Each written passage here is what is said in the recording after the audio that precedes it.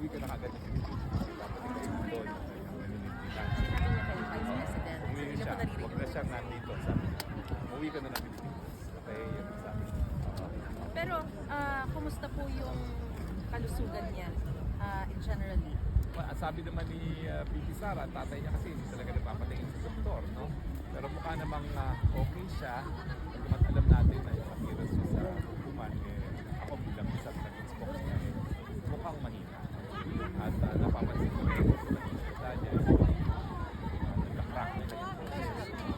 At mukhang hard of hearing din. Dahil bilang mga pagkakataon na Sir, sino formally ang tatayo bilang mga legal counsels? well, mag-aanunsyo na po ang grupo, no? Bukas po ang Bukas po sa Sabi niya sa ano. hindi ko na alam kung ano I have confirmed si Navy's council. We have a lead council, there's a team. Oh, there's a team. Already formally. Hindi pa rin. Never? Hindi pa rin. Nawaliwanan na recognize ako. Pero binanggit yun sa ICC. Hindi ko alam kasi hanggang ngayon wala pa rin kami permission to step.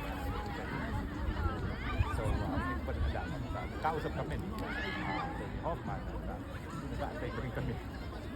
Anong response po ni Vice President Sara doon sa sinabi ni Pangulong Duterte na dapat umuwi siya? Sabi naman niya, uwi siya, nag-aantay lang siya ng reliebo kasi